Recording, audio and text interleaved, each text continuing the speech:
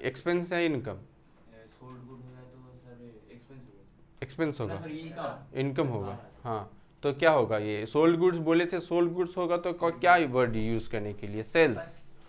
Sales, purchase goods रहेगा तो purchase account use होता है, सोल्ड गुड्स रहेगा तो सेल्स अकाउंट। और पुष्कर क्या है, किसी का नाम है, कौन सा अकाउंट, पर्सनल। तो वो उसको तुम सामान बेच रहा है उधार में, तो वो रिसीवर है या गिवर है? रिसीवर है, तो रिसीवर क्या होता है, रिसीवर होता है सर ये क्या होता है, डेबिट। डेबिट। तो जनरल एंट्री क्या हो गया, उसका account debit to, Pushkar account debit account debit to to sales sales account. ये नॉर्मल एंट्री हुआ। अब सेल्स करेंगे तो यहाँ पे क्या आएगा, आउटपुट आएगा। तो टू आउटपुट सीजीएसटी और टू आउटपुट एसजीएसटी, ये एक्स्ट्रा ऐड करेगा। नॉर्मल एंट्री कर लेगा, परचेज हो रहा है या सेल्स वो देख लेगा। सेल्स हो रहा है तो आउटपुट, परचेज हो रहा है तो इनपुट, और जो अमाउंट है उसके ऊपर परसेंटेज लगाओ, जो क्वेश्चन बोल रहा है परसेंटेज, जो परसेंटेज। कौन सा, अभी जो लिखना है ना, हाँ, वो पहला लाइन एक बार बोल दीजिए। पुष्कर को सेल कर रहा है तो Pushkar account debit to sales account. अब यहाँ पे टू आउटपुट सीजीएसटी आएगा और टू आउटपुट एसजीएसटी आएगा। पुष्कर को कितना रुपए का सामान बेच रहे हैं हम लोग, 3,20,000, तो 3,20,000। पुष्कर को हम लोग सामान बेचे हैं 3,20,000 का, ठीक है।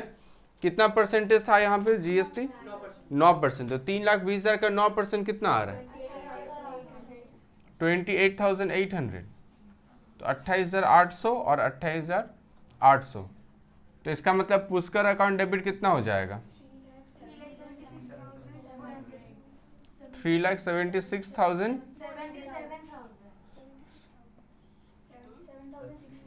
77 होना चाहिए, 77,600, 3,77,600।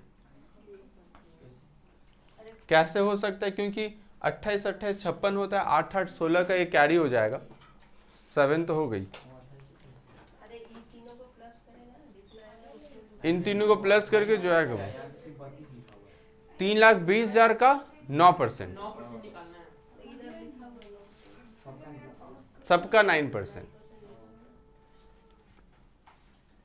ठीक है, चलो आगे तीसरा करो। Receipt from Pushkar, a cheque for ₹2 lakh on account, cheques is send to bank. बोलो, तुम बोलो तो नहीं पूछे हम, ऐसे गुस्सा कर रहा है, बोलो ऐसे लग रहा है क्यों पूछा हमसे, हमसे क्यों पूछा। रिसीव पुष्कर, पुष्कर से अपने चेक रिसीव किया, बोलो एंट्री क्या होगा, चेक रिसीव फ्रॉम पुष्कर।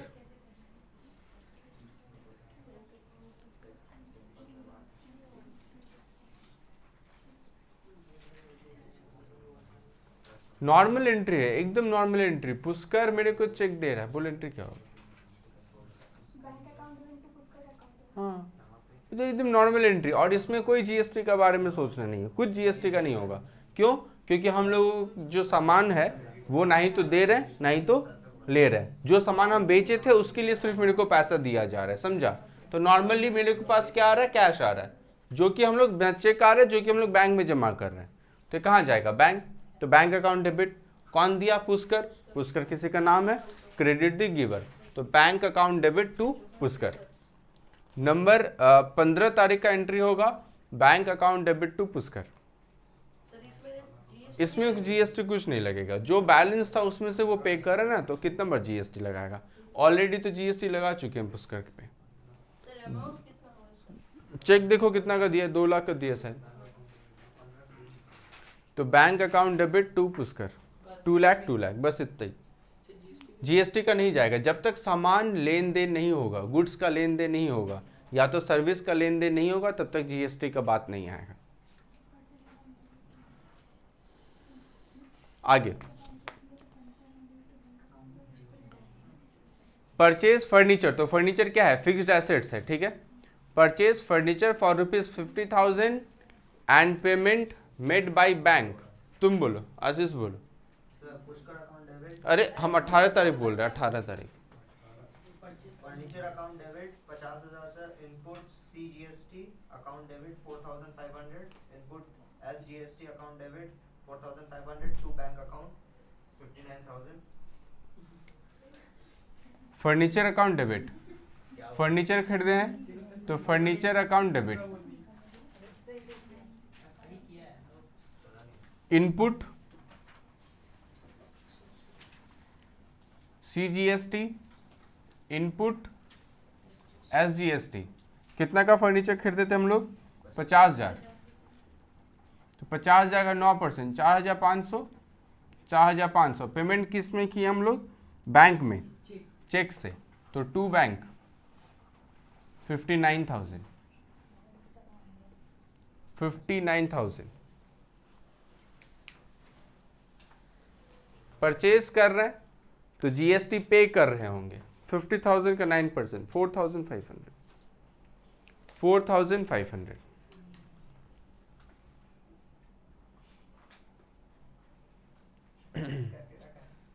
ठीक है, आगे बढ़ते हैं।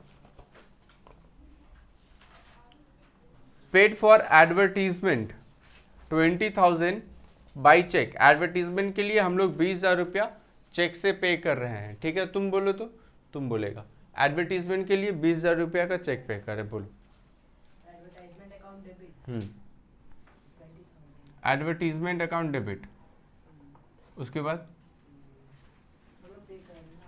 हाँ, आउटपुट CGST हम लोग पे कर रहे हैं तो आउटपुट क्यों होगा? Input CGST account debit input CGST, input SGST, to क्या होगा?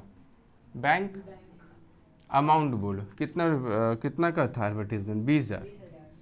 और यहाँ पे कितना परसेंट बोला है? 9%। तो 20,000 का 9% कितना होगा?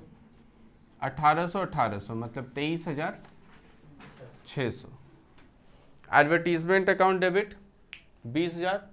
Input CGST account debit 1,800।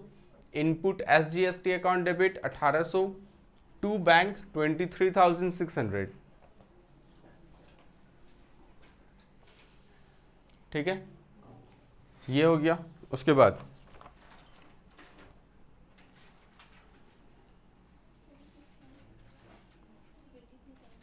तुम बोलेगा, प्रकाश बोलेगा।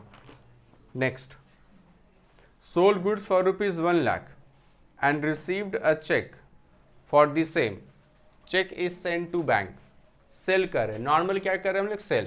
सेल का एंट्री होगा। ठीक है, बोलो। Sir cash account debit cash account debit होगा, सर बैंक चेक लिखा हुआ है, sir bank account debit to sir sales ये नॉर्मल एंट्री होगा। और जीएसटी का क्या किया?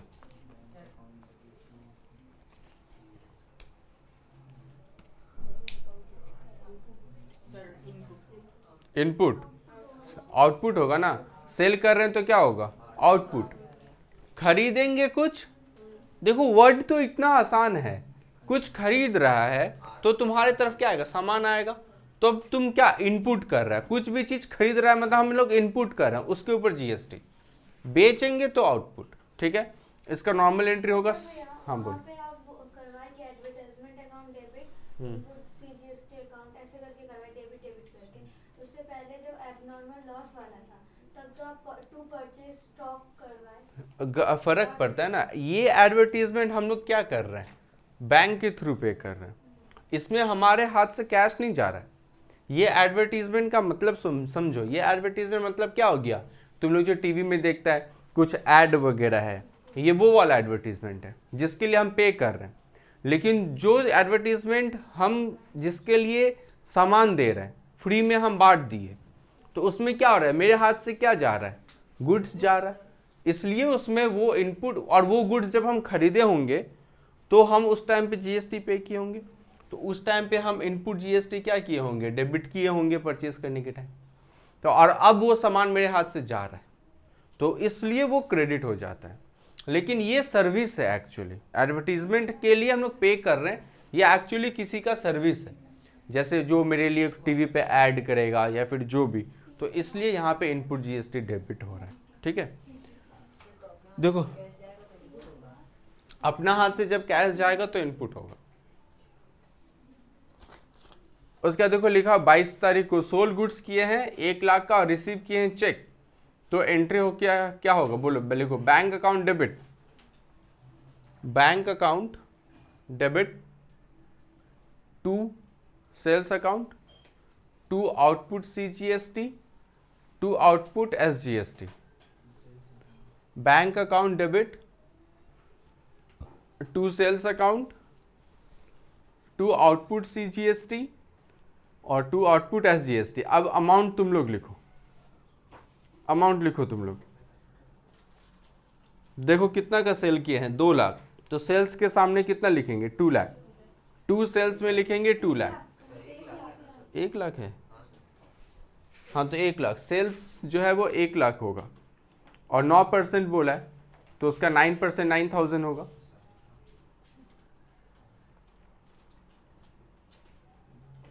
और बैंक अकाउंट डेबिट में कितना होगा, इसका मतलब 1,18,000, 1,18,000, यानी कि एंट्री हो गया bank account debit 1,18,000, 2 sales 1 lakh, 2 output CGST 9,000, 2 output SGST 9,000। ठीक है, उसके बाद रिसीव्ड कमीशन, हम लोग को कमीशन मिल रहा है, हम लोगों को कमीशन मिल रहा है, बताओ क्या होगा एंट्री। ये नॉर्मल एंट्री होगा। ठीक है, कि cash account debit to commission account, ये क्या होगा, ये नॉर्मल एंट्री होगा। ठीक है, एक बार पेज नंबर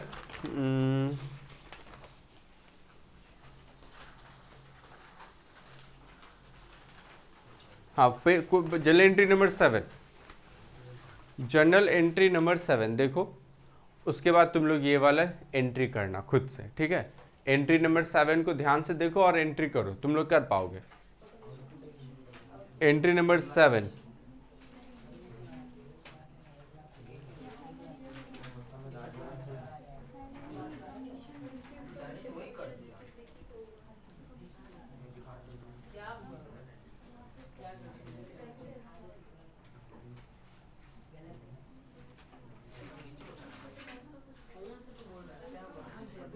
कमीशन रिसीव करे, इसका मतलब क्या हो रहा है, पैसा आ रहा है, तो क्या होगा इनपुट या आउटपुट,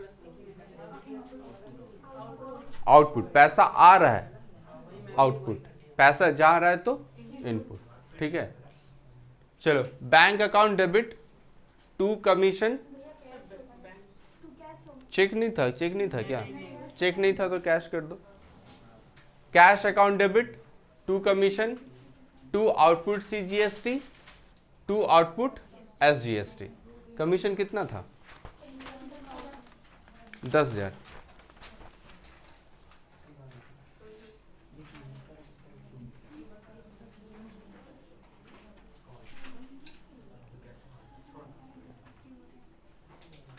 तो बैंक अकाउंट डेबिट कितना होगा 11,800, यही होगा ना 11,800 बैंक या फिर कैश जो भी है। Cash account debit 11,800, to commission 10,000, to output CGST 900, to output SGST 900। ठीक है, अब देखो यहाँ पे मेरे को सेटल करने का एंट्री नहीं पूछ रहा है। ठीक है, तो करना भी नहीं है, जो नहीं पूछ रहा है वो तुमको नहीं करना।